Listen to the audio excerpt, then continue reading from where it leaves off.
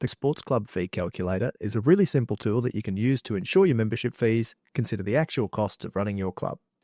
It can be used as a guide during the process of setting your fees. It's not about spitting out an exact number for your annual fees.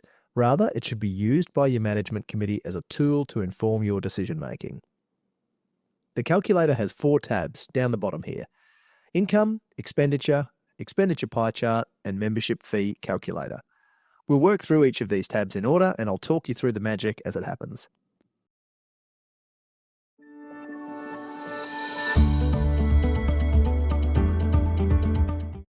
Firstly, customize the tool for your club. The easiest way to use this tool is to use real data from your most recent annual financial statements. As you can see, we're working from a pre-filled example here. In the grey cells, you can change the line items, as well as entering the dollar amounts to match your profit and loss statement items. Enter the dollars in year 1, and the spreadsheet will then automatically populate the other columns, allowing for inflation over time.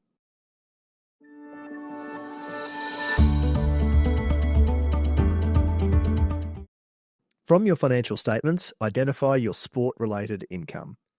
That is the money people have to pay to play. This could include registration or membership fees, as well as other items that might be required to play, like uniforms and equipment. If you hire your fields out to other clubs and organisations, and/or run coaching clinics or academies, this should also be included under sport-related income.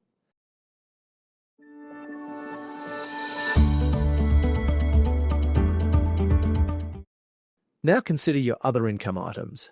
This is everything else. Why do we split by sport-related and ancillary income?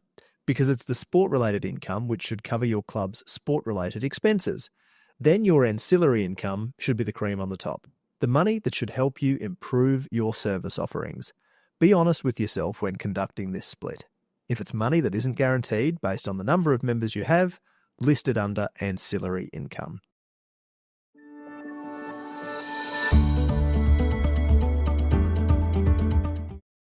Next, differentiate between sport-related and ancillary expenditure on tab 2. While you will find that you typically have a pretty short list of sport-related income, your list of sport-related expenditure items is likely to be much longer, as this includes everything your club needs to spend to run your sporting activities, as well as all of your fixed costs for running an incorporated association.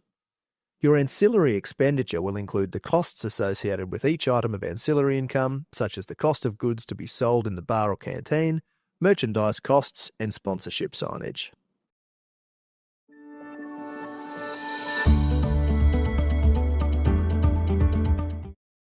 Next, we will enter your number of members. Let's jump to tab 4. We'll come back to tab 3 shortly. Here, you add in your anticipated or actual number of members for the year, indicated in grey at cell C. If you're using your financial statements from last year, enter the actual number of members that you had in that year. The sheet will then show you your total annual sport-related income and expenditure, calculate your average income and expenditure per member, and show your average profit or loss per member, taking into account only your sport-related income and expenditure. The ideal scenario is when your sport-related income is sufficient to cover your sport-related expenses, meaning that any profit generated by your ancillary activities can be invested in things like new or improved facilities, equipment, and programs, all of which will benefit your members. If you have different membership fees, for example, for juniors and seniors, simply enter the total number of members. Don't worry about the split between juniors and seniors. Remember, this tool is not designed to spit out an exact annual membership fee for each individual member. It's meant to be one of the tools in your toolbox for ensuring good financial decisions.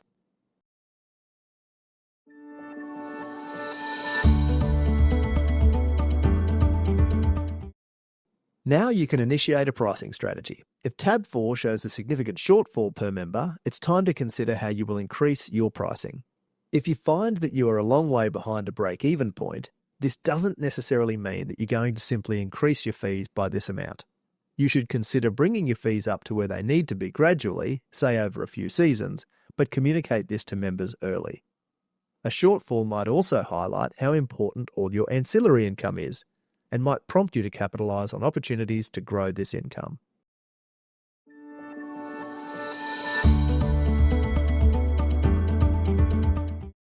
Remember, engagement with your members is critical.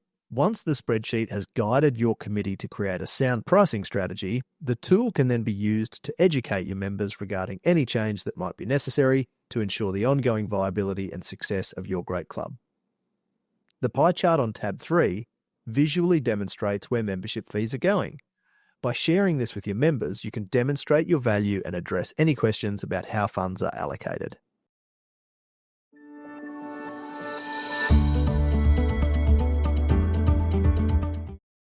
It doesn't have to end here. You should ideally review your fees every year. Revisit and revise your budget and pricing annually. This will allow you to align your fee structure with your increasing club expenses. Keeping your fees incrementally moving upwards is a strategic way to prevent periods of fee stagnation, which can lead to a gap between where your fees currently stand and where they should be. Smaller, regular, well-communicated fee increases will avoid the need for a significant fee hike all at once, which may not be well received by members.